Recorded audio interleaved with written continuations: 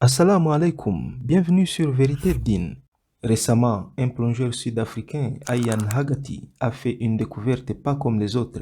Il s'est trouvé à une profondeur d'environ 18 mètres sous l'eau lorsqu'il a remarqué quelque chose d'étrange. Cela ressemblait à un livre ouvert. Quand il s'est approché, il a été surpris de voir que c'était le Coran. S'il n'avait pas filmé la scène, personne n'aurait cru à cette histoire. Après être sorti de l'eau, il a posté la vidéo sur les réseaux sociaux et la vidéo est devenue virale. La chose intéressante à noter ici est que le Coran était ouvert lorsqu'il a été trouvé. Et savez-vous que le verset était exactement sur la page ouverte? Nous allons en parler dans un instant et vous allez voir encore une fois comment ce livre, le Coran, n'est pas n'importe quel livre. Mais avant cela, voici un élément aussi important que nous ne pouvons pas ignorer ici. Comment est-il possible qu'un livre reste au fond de l'océan, on ne sait combien d'années, et reste en sécurité? Lorsqu'il l'a trouvé, le Coran reposait dans des plantes aquatiques, comme si les plantes avaient protégé le texte sacré. Si ce n'est pas un miracle, qu'est-ce que c'est d'autre? Allah dit dans le Coran: nous leur montrerons nos signes dans l'univers et en eux-mêmes, jusqu'à ce qu'il leur devienne évident que c'est cela la vérité. Ne suffit-il pas que ton Seigneur soit témoin de toutes choses? Oui, Allah dit la vérité et il a pratiquement prouvé cela plusieurs fois dans l'histoire. Et cette vidéo en est un exemple vivant. C'est une preuve que le Coran n'est pas un livre ordinaire, mais un message du Créateur de tout ce qui existe, le Tout-Puissant Allah.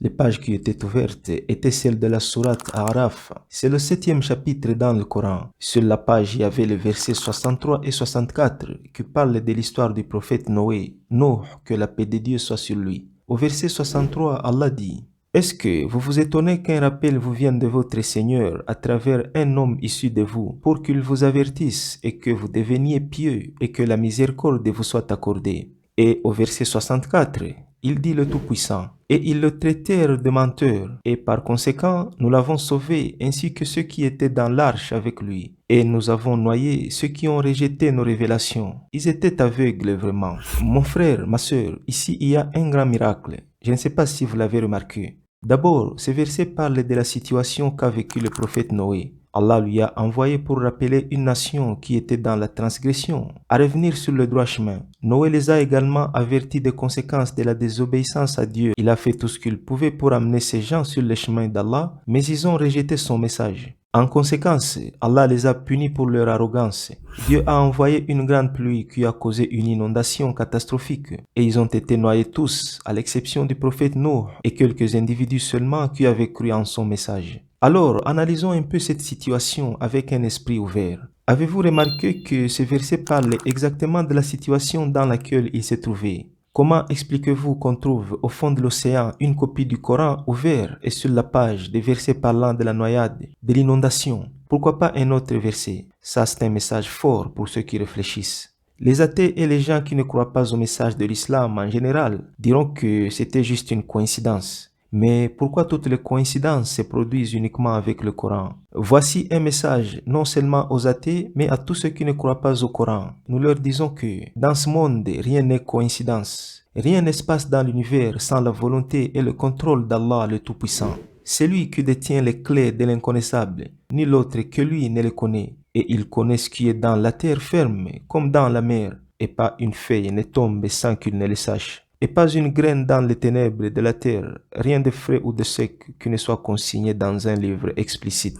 Et je vais conclure rapidement avec 3 leçons très importantes que j'ai tirées de l'histoire du prophète Nuh alayhi salam. Première leçon: si les gens continuent à désobéir à Dieu, tôt ou tard une punition viendra. Et la punition peut être individuelle ou collective. Deuxièmement, cette histoire nous rappelle de ne pas nous moquer des autres. Les mécréants qui ne croyaient pas en Noé, paix sur lui, se sont moqués de lui. Ils le considéraient comme un idiot et ils en ont subi les conséquences. Donc, même si vous pensez que quelqu'un a tort, ne vous moquez pas de lui, car vous risquez de vous rendre compte trop tard que c'est vous qui aviez tort. Enfin, soyez patient dans tout ce que vous faites. Noé a transmis à son peuple le message de Dieu pendant 950 ans, sans aucun résultat positif. Mais il a toujours gardé le moral et l'espoir. Et surtout, il n'a jamais perdu sa foi en Allah.